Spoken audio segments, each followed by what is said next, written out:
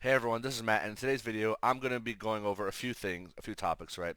I'm not exactly sure what to call this video. I'm actually going to focus on Eldlich and the TCG right now. So I put out my deck list about 2 or so weeks ago, maybe 3 weeks ago at this point, and it looks something like this, if you recall from that video.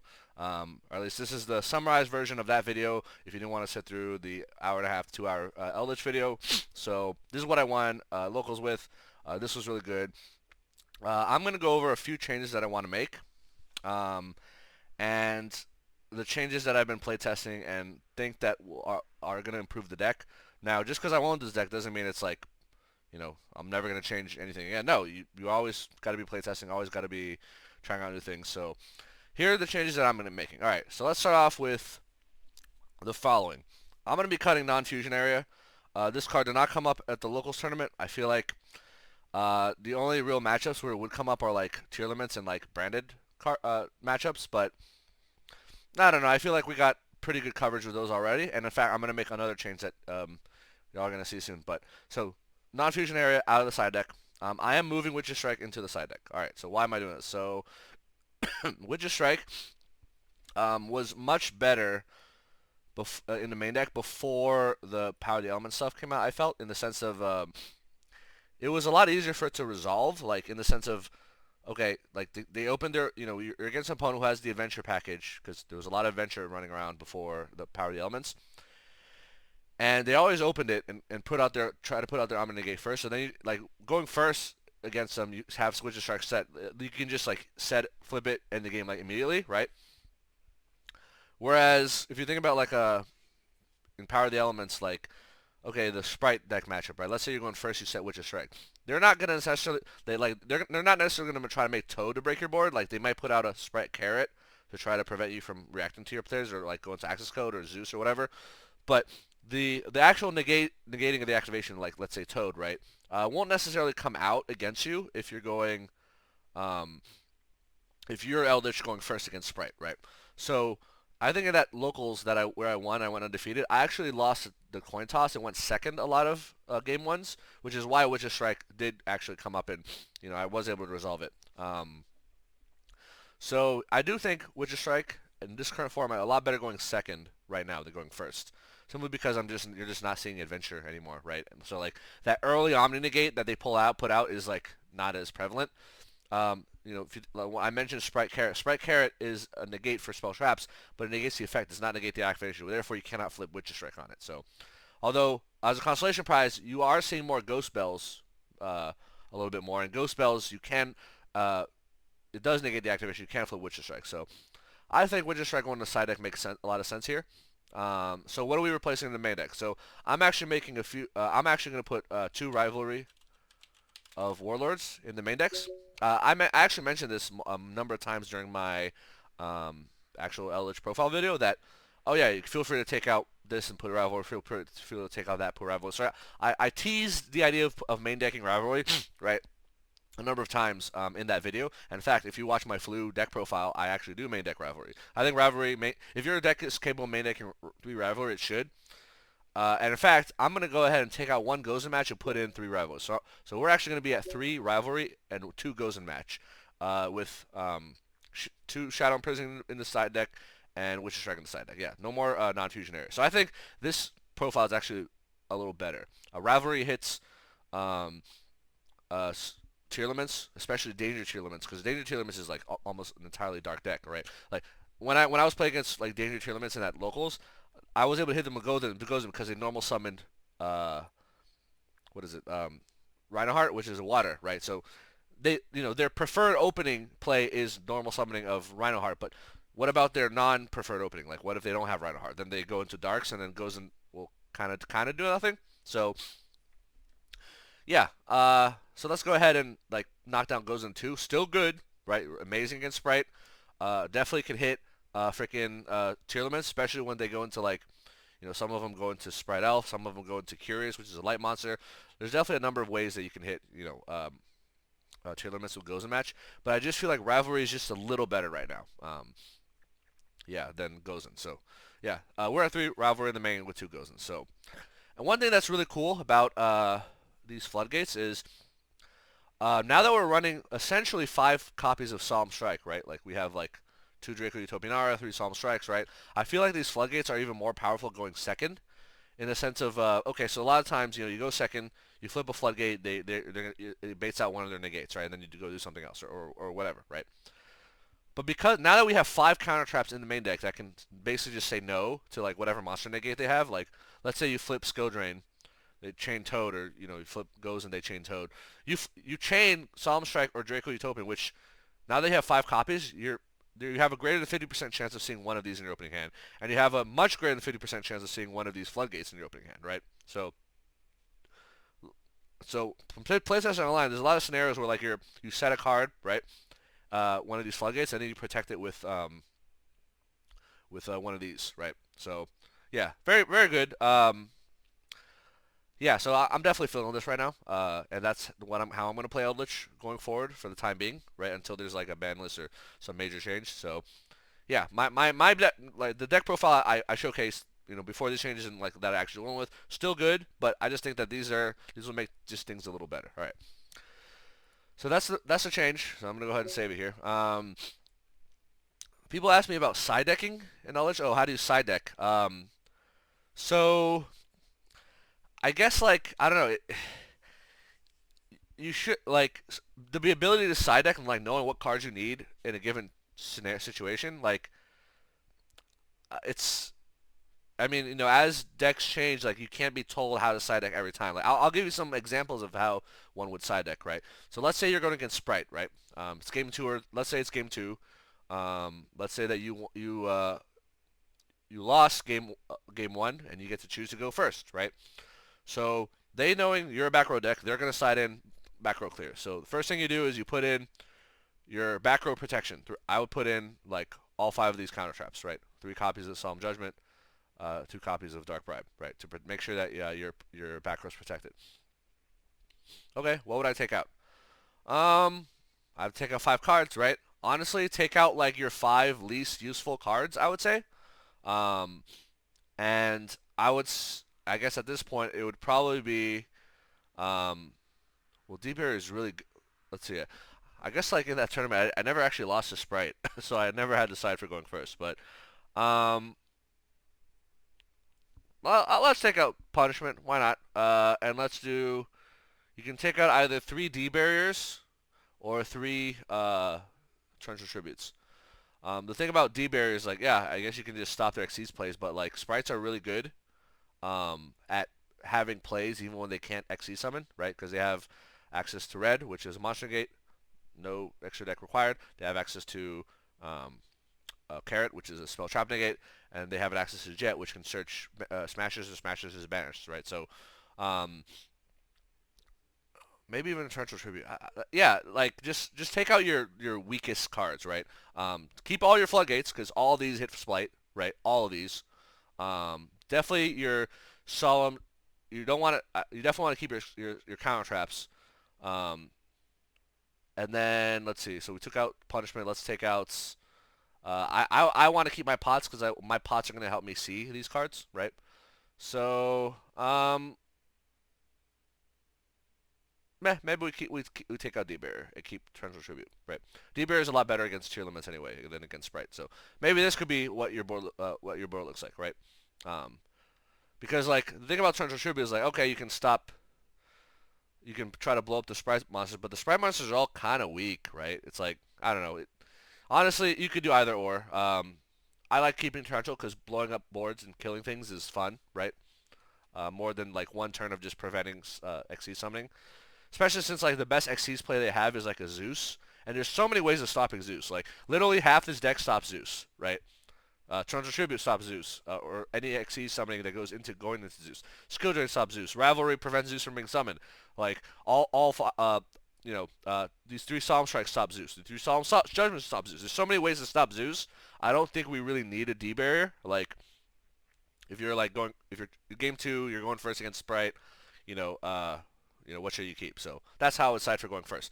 All right, what about going second? What if you're going second? So if you're going second, uh, so let's undo these changes real quick. So let's put these back in.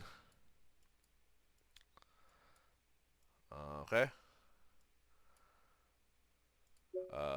Take out all these counter traps.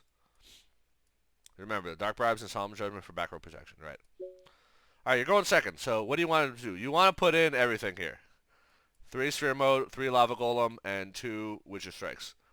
Especially since, like, you're going second, they will have Toad. 100%. They will make Toad, right?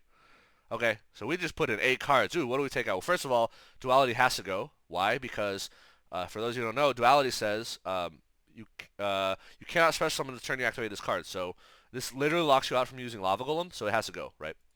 All right, what else has to go? I would take out D-Barriers. Once their board is built, like, it's very much weaker, right? I could even see myself taking out Dogmatic Punishment because cards that Sprite Elf points to cannot be targeted by card effects anyway, right? So it's like, oh, I guess you kind of have to target either like a card that is not protected by Elf or Elf itself, and it's kind of weird. And honestly, you can take out like maybe 1 copy of Torrential Tribute, and there you go. Like, because you know you flip because Goes and Match, Skill Drain, and Rivalry all threaten their board, so they will try to they will have to respond to it, right? And then you can respond to their response with either Witcher Strike or with one of these Solemn Strike / Utopian Aura. Or if you draw one of these big boys, right, Sphere Mode or Lava Golem, you just remove their board from existence, right? So that's how I would side out going second against Sprite. Okay, so yeah, you definitely want to tribute away their board. They put out so many monsters, so many bodies. It's so easy to have this resolve, right? So that's how I do it. What about Tier Elements? Alright, I guess it kind of depends on what kind of Tier Elements they are, but let's assume they're either pure Tier Elements or Danger Tier Elements, right? Let's not assume Punk Tier Elements. Alright, Danger Tier Elements. So let's say you lose game 1, you have to go first against Danger Tier Elements / Punks. First of all, same deal as before. You're going first. They will probably have Lightning Storm. You put in your back row protection, so Solemn Judgments plus Dark Bribes. And I'm putting in Shadow Imprisoning Mirror because all their monsters are dark. Like, all the monsters that matter anyway. Rhino Heart's a water, but doesn't matter. Like, Rhino Heart gets you to the other dark monsters. What do we take out? Well, I would take out Gozen because, it's less likely you'll hit. I would even take out Torrential Tributes. Why? Because tier limit monsters, they want to be destroyed and sent to the graveyard by card effect. So why would you give them what they want? Like, just take out Torrential Tribute. Like, yeah, Torrential Tribute is a great card, but like, there are other ways to stop them from building the board, and you don't need Torrential Tribute to do that. Similarly, I would actually take out Draco Utopian Aura. So the reason for that is, like, again, Draco Utopian Aura, like, for the most part, you don't want to destroy destroy tier limits on the board or negate and destroy them on the field, right? So Draco Utopian Aura, if you read it, says when your opponent activates a monster on the field, right? So most of the time, you don't actually want to stop their effect on the field. You want to stop their effect in the graveyard. Solemn Strike can stop their graveyard effects. Draco Utopian Aura cannot, right? Also, D-Barrier can completely stop. They mill, and they activate in the graveyard, and then you call fusions, and then, like, they can't even shuffle back in the deck. That's, like, one fewer thing that they can mill that'll do anything. So, I would say this is what you want if you're excited for going first, right? We replace Gozens with Shadow Prison. We put in our back row protection, right? Did not put in Witcher Strike because tier limits doesn't really set up an Omni-Negate, so I think this is what I would do, right, going first against tier limits. To punishment, yeah, you're taking out a card on their field, but this is mainly to snipe their field spell. Their field spell is like kind of a problem, so yeah, sometimes you just gotta do it, right? You just gotta blow up a monster on their board to take out their field spell, but you know it's a consolation prize. So all right, this is how I'd side for going first against Punk tier limits. Sorry, not Punk tier limits, Danger tier limits. What about going second? I would say going second, let's see, so I'll take out these cards here, so Lava Golems definitely going in. They put out at least 2 bodies. Sometimes they put in 3, right? So I'm just going to put in these 6 for now, right? We're going to take out the Solemn cards. Alright, now we're at 41, and then we really just have to remove 1. That's turn mode. Why not? Like they don't put that many things on the board, honestly. Yeah, D-Barrier going second is like still very good against tier limits. So, but yeah, I think this would be a fine way to side deck. I mean, of course, a lot of these decisions depend on what exactly they're teching, right? Like, are they danger tier limits with like a little branded engine? Are they a danger tier limits with like a couple sprites? Like it all kind of depends. You just kind of have to feel it out. But I would say like just pure danger tier limits, I'd probably do this, right? What about punk tier limits, right? So punk tier limits, uh, is much better, or not much better. Like it extends and does more, right? Oh, sorry. Lava golems are in. Dualities have to come out. So actually, if we take out dualities, let's put in. Yeah, let's keep that sphere mode in, and let's put in. So we're going second. Yeah, Draco Utopian. Why not? Because they do put on monsters on the field that are not tier limits that do want to be destroyed, or like don't care about being sent to the graveyard, right? Like you actually do want to destroy them, like uh, Drago Stapelia or like what Curious, whatever other bullshit they're running, right? So against Punk tier limits, Punk puts out more bodies and have more things like to get rid of. So I would actually against Punk tier limits.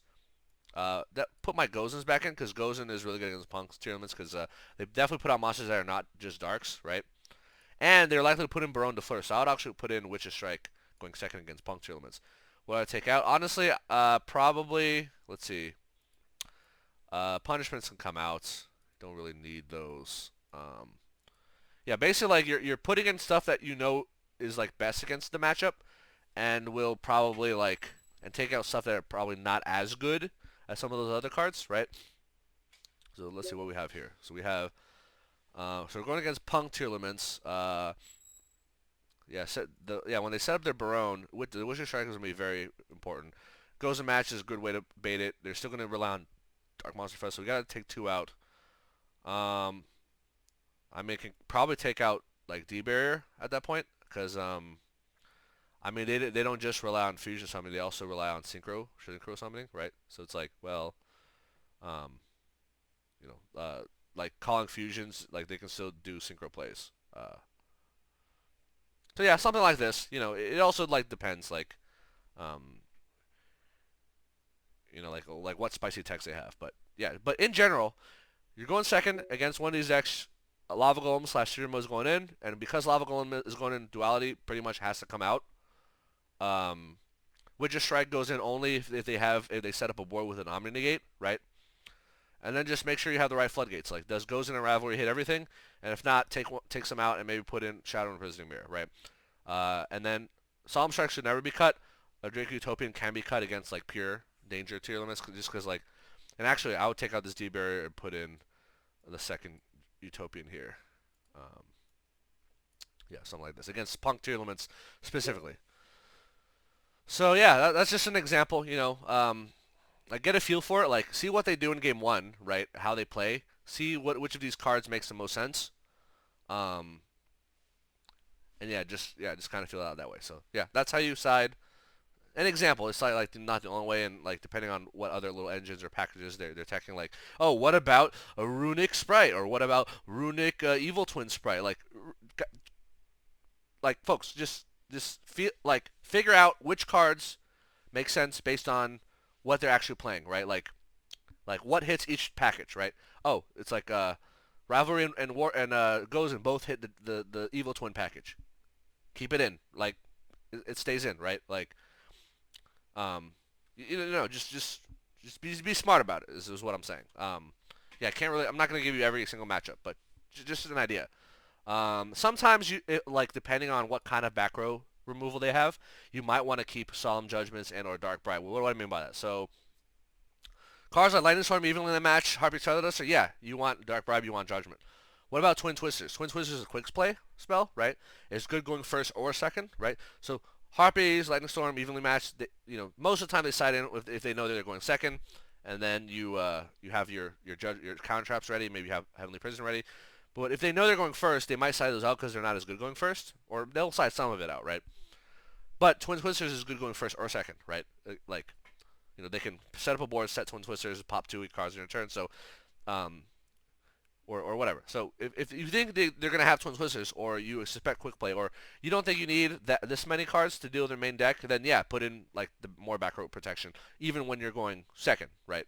Because sometimes that might be useful. So anyway, yep. So that's all she wrote. Like, I mean, I don't want to go through every matchup. Just be smart about it.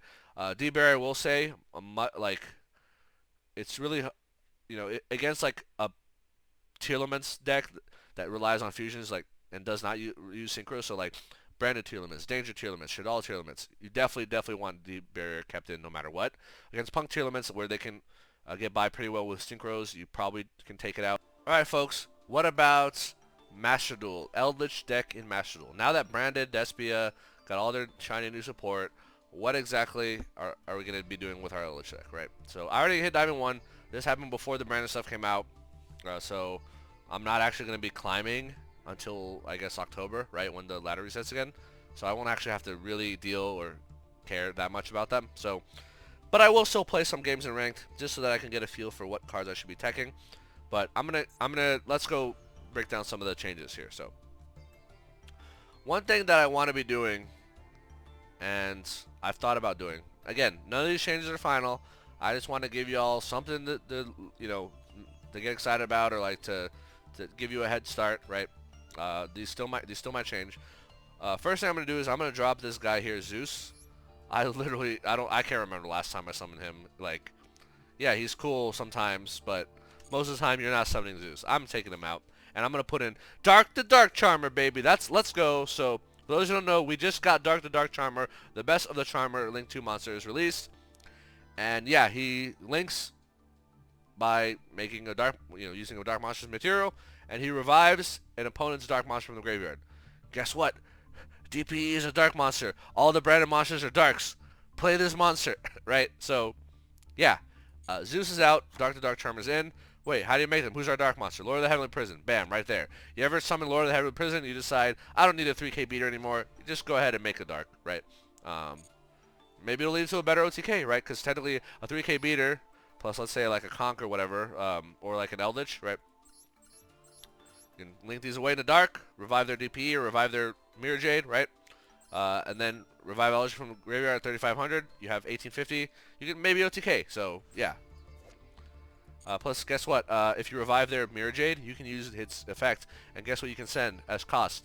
Freaking Elder NT and Tiz, baby. get a banish and a pop. So yeah, dark is coming in 100%. Don't even question this change. All right. What about the other changes? So one thing that's really good against Branded Despia is Rivalry of Warlords. So, by the way, this deck that I've been modifying, this is the deck from my Master Duel reaction video, right? So eventually, I will be putting out an official, hey, Eldlich Master Duel Diamond 1 deck profile video for the new post-branded, right? But I would probably do that in October. That's when the ladder resets. That's when I'll actually like climb back to Diamond 1. And also, I'm gonna be gone for half of September, folks. Yeah, I'm gonna go on vacation to a very tropical place where I'm just not gonna care about work or YouTube or Yu-Gi-Oh for like at least 2 weeks of my life. So yeah, expect that. Expect the hiatus very soon. Anyway, so we're putting in a third Rivalry of Warlords. It's too good to not have against Branded Despia because it hits every freaking. Mirror Jade is a worm monster. Lubellion is a dragon. Aluber is a freaking fairy. Masquerade is a fiend, right? So you got all the different types, right? And yeah, so we want Rivalry in here at 3, max out. We're taking out Needle Ceilings. Goodbye, Needle Ceilings. And we're putting in 3-dimensional barriers. So Branded Despia very rarely makes a board with 4 monsters, so Needle Ceiling's not going to do anything. And even if they do, like, what if they have Branded Opening in the graveyard? The Needle Ceiling definitely won't do anything, right? Because for those who don't know, Branded Opening has a graveyard effect which says when their fusion monster is going to be destroyed, you can banish it instead. So, yeah, D-Barrier is a mandatory 3 of 100%. No, like, you literally can't argue with this. You must run 3 D-Barrier. All right. All right. So now we're at 42. What do we do now? Okay. Just here's some ideas that I've been playing with. Agree with them or not is up to you. So I'm thinking about taking out Witch's Strike. I know it's my favorite card. It's such a good card. But with Branded running around, Branded Despia does not put up any Omni Negates, folks. That's right. They have no Omni Negates. Which means Witch's Strike won't do nothing against, unless they are running the Adventure Package, which is a much shittier, way shittier version of Brand Despia. And you know, if you're seeing Adventure Despia, you're gonna be seeing a lot less of it over time because it sucks, right? But maybe you don't. Maybe every Branded Despia player starts playing Adventure, and Witcher Strike is a mandatory main deck. So that's a TBD. But my hunch from my experience playing into TCG against the you know, post-branded Fallen Valbaz structure deck is that Witcher Strike no bueno as a main deck option against a Branded Despia format. All right, so we're down to 40. Are we done? We could be. I've thought about taking out Ice Dragon's Prison. Ice Dragon's Prison still helps you with DPE. Still really good against Eldlich matchups, mirror matchups. But against Branded Despia, they kind of don't care if their monsters get banished. Like, and because all their monsters are different types, it's like, well, they're probably not gonna get banished. So I've thought about cutting. Yeah, I know. I thought about cutting Ice Dragons. Maybe you leave it in. Maybe it still comes up. Who knows? So what do I put in instead? So I know you're gonna hate me for this, but I'm actually contemplating putting in Cursed Eldland. Whoa, Cursed Eldland. What's up with that? Yeah, I know. This card sucks. I hate it. It's one of the worst Eldritch cards ever. It burns me to my core that I'm even suggesting running Cursed Eldland. But here's the reason why. The reason I'm thinking about Cursed Eldland, and yes, during the TCG there was a tumultuous time after the Albaz structure that came out and before the Power of the Elements stuff, where a lot of you were wondering, hey, where's the TCG deck list? Where's the TCG deck list? I never put one out because I was never that comfortable about a TCG deck list during that time. You know, I did top some locals here, won some locals there, but I was never really that comfortable with it. And some of those deck lists that I've been playing around testing with did indeed have two Cursed Eldland in the main deck. So unfortunately, sometimes you gotta admit, okay, there is a situation where this card might actually be okay. Specifically, going second against Branded Despia and or Sword Soul, or any deck that uses Sword Soul. So what's the reasoning? So the reasoning is Branded Despia, like Sword Soul, has an annoying back row card that allows them to pop 2 cards on your turn, right? Before you get to do anything. So Sword Soul has Blackout.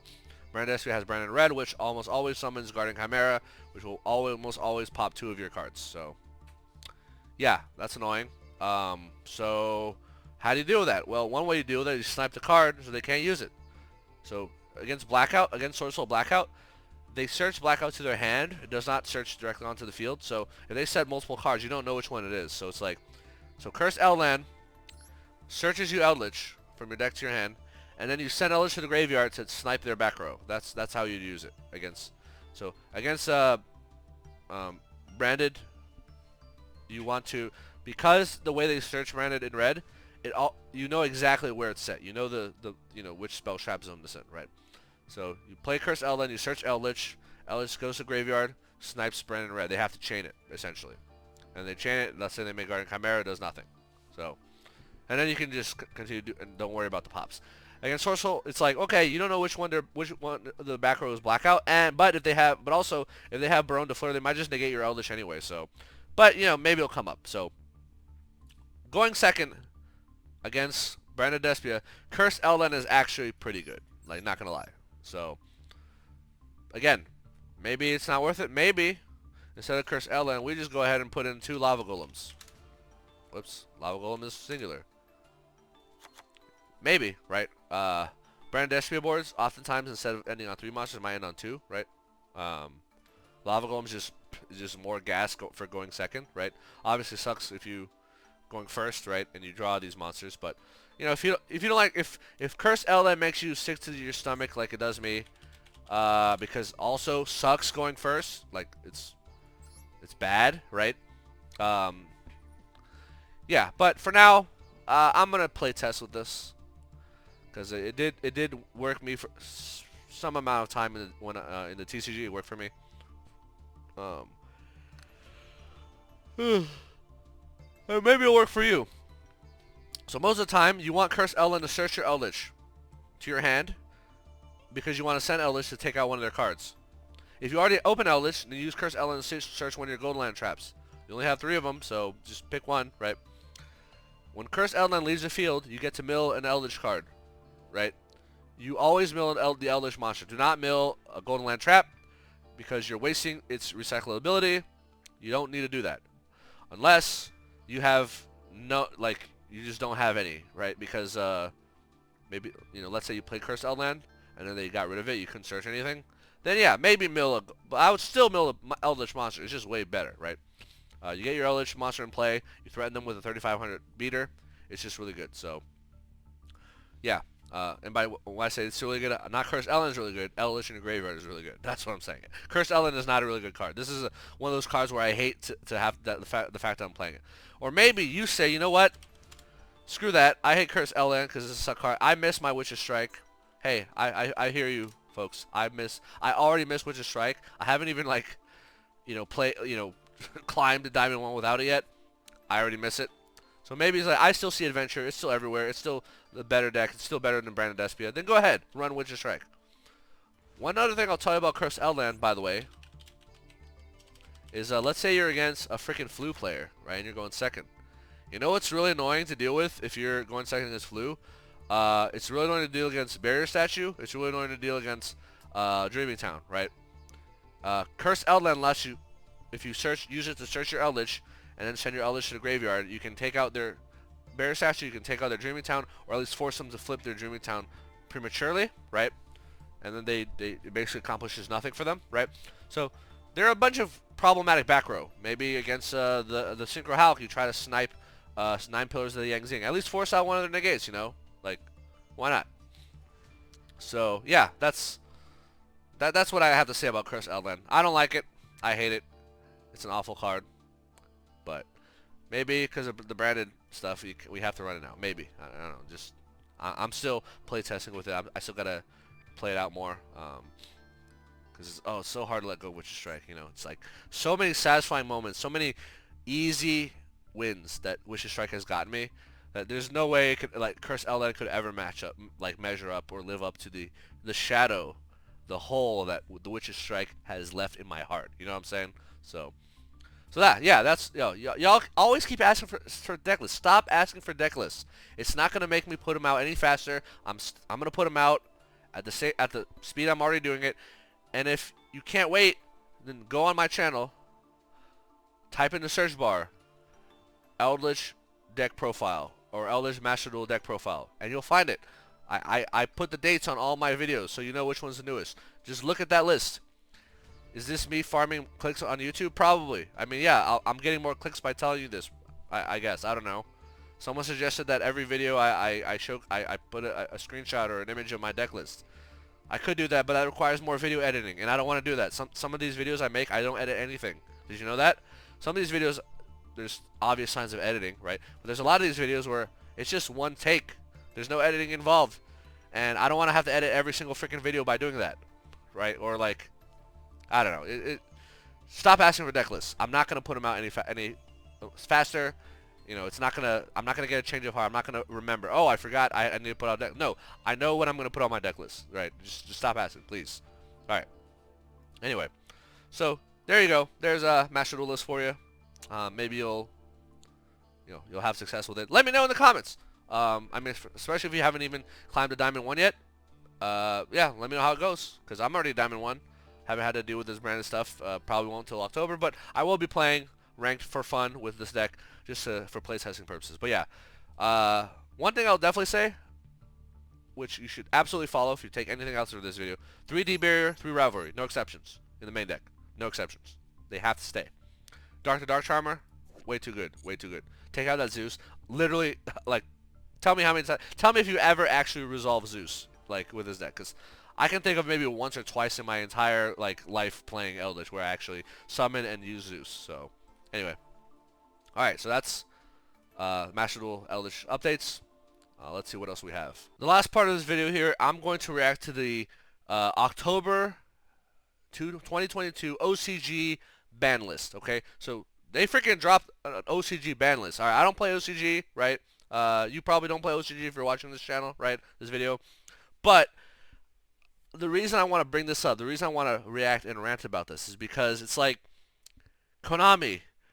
First of all, TCG is currently operating under a May 2022 ban list. Do you know how many ban lists the OCG has had since May 2022? They've had this is their second one. They've had a July 2022 ban list. They had, and they're now getting an October 2022 ban list, right? Literally 3 weeks apart from or 3 months apart from each other, which is like a good amount, right? The OCG, those fuckers getting 2 ban lists before we even get one. How insane is that, right? So I'm gonna go over the ban list here. I can obviously I'm super expert fluent in Japanese. I totally did not read a translation of this on another site and then just memorize everything. So yeah, let's go over what's been banned, what's changed.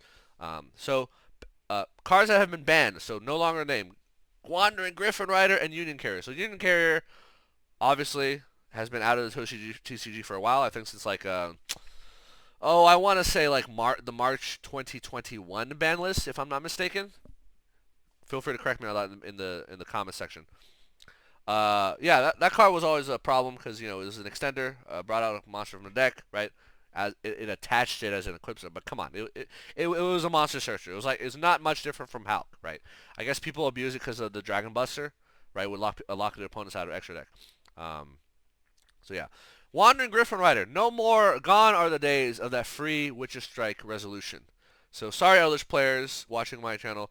We will no longer be resolving Witcher Strike for free and laughing in our opponents' faces because Griffin Rider is finally freaking dead. So honestly, I was never against this card. I'm okay with this card existing in the game because I play Witcher Strike. So I don't care that it exists, right?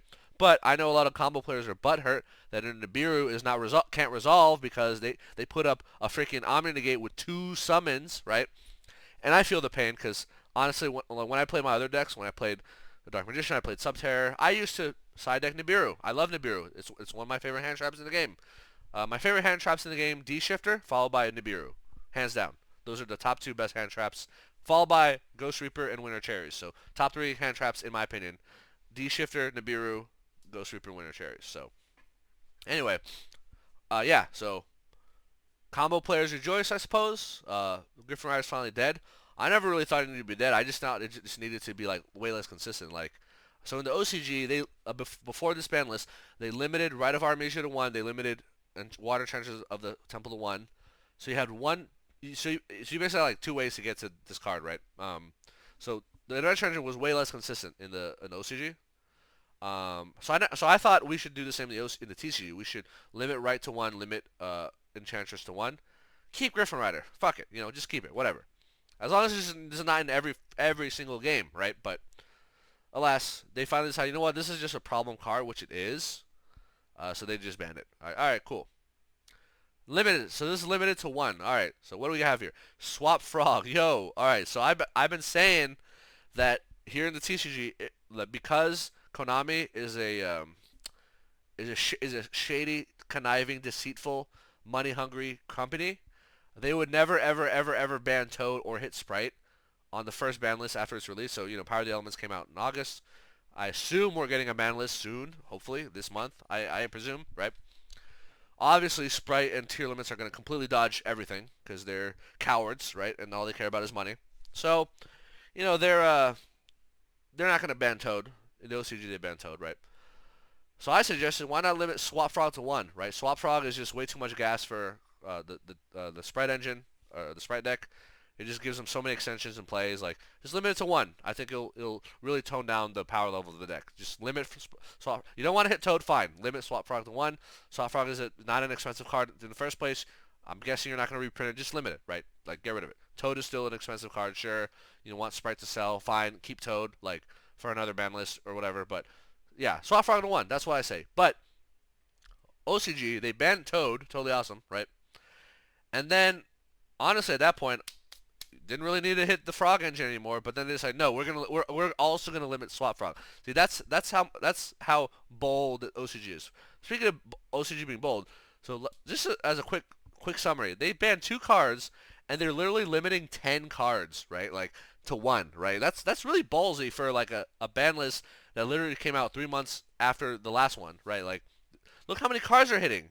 And then their semi-limit is even bigger, right? Like I swear the OCG is just way bolder than the TCG in terms of its bans and like TCG, right?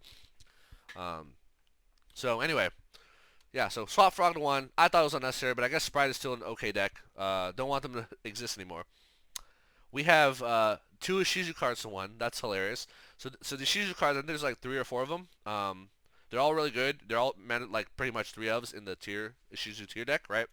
So they decide, you know what, we're gonna put 2 of them to 1. Great, fine. Ishizu tier elements is clearly like the best deck in the OCG. Like, might become the best deck here once it comes out at the end of the year, right? So they're just like, all right, we're limiting that shit to 1. Cool. Uh, good stuff, Konami. Sprite Jet to 1. Okay. Hitting Sprite. Yeah, fuck Sprite. Dude, I seriously can't understand. Maybe this is just the ramblings of a YugiBoomer, right? It kind of like blows my mind sometimes where I see decks like, let's take the current format. 2 best decks right now, Sprite and Tier Limits, right? Is it me, or is the Tier Limits deck like 100,000 times more interesting and like cooler and more fun than the Sprite deck? Maybe that's just a YugiBoomer not understanding, what fun Yu-Gi-Oh is. But like, I don't know. When I look at Sprite, which makes the same boring board every freaking game, like their monsters don't look that cool, like their monster is a freaking frog, like it's just so lame. It's like it just seems boring. Like, why can't you play an archetype or a deck with cool looking cards, like an actual menacing boss monster? Like, I don't know. Like, maybe I'm a sucker for the art, just like in Fluanderies, I'm a sucker for the art in Fluanderies. Maybe I'm a sucker for the art in Tier Limits. Yeah, the Tier Limit monsters and cards are very aesthetically pleasing. But like, even Kaleido Heart looks like a fucking badass boss monster. Like you throw down the Kaleido Heart, or like you set up the field spell in the back row. Like it's pretty freaking menacing. You know what I'm saying? Like it's like 30,000 made 3,500 with the field spell, right? I don't know. To me, it just seems like if I were to be a meta slave, right? And I'm gonna like, all right, which of these 2 meta decks do I want to be a slave for? I think Tier Limits is just way more interesting, right? Especially because like you can play Danger Tier Limits, right? Danger cards are fucking cool, yo. They're like these ferocious monsters and shit, right? Like they're just awesome. They're just cool looking. I like the mechanic. It's interesting. Like, I don't know. It just seems like playing Tier Limits is more thrilling and satisfying than playing Sprite. So I don't know. I'll never understand the mind of a Sprite player. I guess they just really want to win and make the same board over and over. I don't know. Is it a sign of autism? Who knows? Who knows? Anyway, so, all right. Anyway, back. Enough with my ramblings. Let's continue. So, Sprite. All right, Sprite Jet to 1. Like, whatever. Orange Light to 1. That's kind of funny. So Orange Light is like mandatory 3 of in like Ishizu Tier Limits, because all the Ishizu cards are fairies and there's like 12 of them. So might as well play Arclight. And guess what? Arclight discards another fairy to activate, and all these fairies want to be in the graveyard. So it's not a cost. It's a feater. Yada Grosso to 1. Yeah, they're following the footsteps of Tishu. They notice that Yada came to 1 and absolutely nothing changed. Cool. Ooh, the Tearman's field spell to 1. This is a big consistency hit. I would probably agree with this. I think hitting consistency, like especially like really powerful search spells, to limiting those are always important. Sprite Starter 1 also I think is correct. Like any spell cards like these that start your you know Branded Opening, like right, Sword Soul Emergence, Sprite Starter. All these cards need to be at 1 in my opinion. Like it's just like reinforcement of the army, yo. We keep Rhoda at 1 for like for the entire lifespan of Yu-Gi-Oh, but we can't. But every time an archetype comes out, it comes with a search card that can search literally any of its cards for freaking free most of the time. Like, and they are not at 1. Like, what are these people thinking? Like, Konami, if you thought Rhoda should be at 1, and Rhoda I don't think will ever come back to 3, right? I think it'll always stay at 1. Like, all these search spells should just be released at 1. Just release them at 1, right? Why do you insist on releasing them at 3 and then hitting them later? Like, they're problematic. It's like way too much consistency. Yet you continue to release these cards at 3 when they should be at 1. Emergence should be at 1. Starter should be at 1. Yeah, I think Magical Meltdown should be at 1. I think any of these big cards that search and are just like 1-card starters like this, especially spells, like way too powerful. Way too powerful. Terraforming is at 1, folks. Still, OCG banned Mystic Mine, by the way, and yet they kept Terraforming at 1, which is correct because Terraforming is too good of a card, right? It's the same logic here. All these cards should have been released at 1. Now, okay, so Time Seal's back at 1. Nobody cares. It's at 1 in TCG. What about this? Okay, they're hitting Flu here, putting this field spell to 1. This is brutal, yo. This is so brutal. Flu's not even... Alright, to be fair, Flu has access to Maxi in the OCG, which is much more powerful. In those, because they don't special summon, so Maxi does nothing against them, right? So they get to Maxi for free, right? They don't care about, like, crossouts. Like, anyway, like, again, Flu, good deck. I don't think it's that oppressive that this change is warranted, right? I mean, okay, you're hitting... It feels like they're trying to reset the format. They just look at the top 3 or 4 decks. They're like, all right, what's winning right now? Ishizu, Tier Limits, all right, hit. Sprite, hit. Flu, hit. Like, they're just... It feels like they're just doing like a reset of the full meta, and which I agree with. And honestly, I wouldn't mind like a ban list this aggressive in the TCG that does like a big reset of the format, right? So I thought this map to 1 is kind of unnecessary. Let's move on to 2. ABC Dragon Buster was previously at 1, now it's at 2. That's kind of funny. This Pendulum Magician, I forgot what it's called. Yeah, it's already at 3. TCG doesn't matter. Enchantress back to 2. It used to be at 1.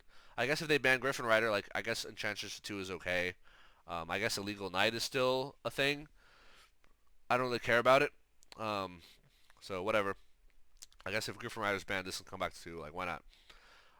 What was it? Is this Havness? I don't know their names. Maybe it's Shireen. Whatever. To 2. Was this at 3 before? Whatever. I'm pretty sure it was at 3. This is clearly a hit. Consistent hit to tier. They're already hitting the field spell. They're already hitting the Shizu stuff. Yeah, tier is gonna be taken out much hard, like, a big peg, right? Torn Scales has been at 1 in the OCG for a long time, which is funny because I think it's always been at 3 in the TCG. Coming back to 2, I guess now that Adventure, like, Griffin Rider is gone, like all right, Adventure, or all right, Phantom Ice, you're allowed to play again. Cool. D-Shifter to 2, I think this is unnecessary. This is a freaking hand trap, yo. Are you gonna limit Ash Blossom to 2? Are you gonna limit Veiler to 2? No, this is unnecessary. I get that this was directed at Flu, but again, like, Flu's, like, you're already like kind of gutting them with this map limit, and this to 2. Lightning Storm to 2 is hilarious to me because it's good for my back row deck. Oh, fewer Lightning Storms, cool. I'm okay with this. I mean, let's be real here. Lightning Storm is essentially Harpy's Feather Duster. Let's be real, right? If you think about it, everybody summons their monsters in attack position, right? This card gets used way, way, way more often for its back row clearing effect than its a monster clearing effect. So this is basically Harpy's Feather. So if you think Harpy's Feather should be at 1, Lightning Storm should probably be at 1 as well, in my opinion. I don't know, maybe I'm wrong, but I'm also okay with leaving it at 3. Like, it's not that big a problem. Like, I think Evenly Matched is more annoying to deal with than Lightning Storm, because Lord of the Heavenly Prison can protect from Lightning Storm, can't protect from freaking Evenly Matched, I can tell you that. So, whatever. This 2 is funny to me. Like, I would be interested to see if the TCG ever followed suit on this, like putting this at 2 or 1. Just out of curiosity, it would be funny to me. Our Unlimited, the Sky Striker card Unlimited, I think it was already Unlimited in TCG, and then Meltdown to 3. I always thought Meltdown should be a 1 of. You don't know my opinion about spell searchers that like start an entire combo. Should be at 1. Spiral Zora, I never played the Spiral format, so don't care, or don't really know. This bird, I heard was a problem. I don't remember why. I never played that format. And then Jackalope. Was Jackalope at 3 in the TCG? I don't even know. But whatever. I'm okay with this being at 3. Most of the dangers are at 3 at this point anyway. So, yeah. Very interesting ban list you got there, OCG. I wish we had any ban lists in the TCG. Yeah, so Konami, piece of shit company, garbage. YCS Niagara just happened. I realize maybe they were waiting for that. But they could have at least announced it ahead of time. And be like, oh, the ban list will like kick in the day after Niagara or something. But whatever. Hopefully it drops on the Monday. But yeah, this is a very solid OCG. This is resetting the format. This is literally like red rebooting the freaking format. Speaking of red reboot, I'd rather we have 3 Lightning Storms than 1 red reboot. I would rather we have 3 Harpies and 1 red reboot. Fuck red reboot. It's such a stupid card. Yeah, put Lightning Storm at 3, put Harpies at 3. I don't care. Red Reboot's gotta go. Just take that card out. It's stupid. But anyway, Yeah, I want to see a bold ban list like this one from TCG, but I know we're not gonna get it. People have been screaming for Moist Mind to go to 0, and I'm gonna guess they gonna put it at 1 or 2, or they're just gonna ignore it because Konami, TCG, mostly pretty bad, right? I mean, yeah, they banned Anaconda, they put Scourge Entry. Sometimes they do a good thing, but for some, but they also just like completely avoid doing like the obvious things sometimes. Like Scythe is still around, Hulk is still around in the TCG, even though it obviously should go, right? They refuse to get rid of it. Maybe they'll get rid of it this time. Who knows? But anyway, yeah. That's my reaction to the OCG. I just wanted to rant about it and like get my reaction. So yeah, I'll figure out what the title of this video. All right. Thank you all for watching. I hope you enjoyed the ramblings of a YugiBoomer, such as myself, and listen to my opinions. So yeah, I'll see you in the next video. Hope you learned something. Peace.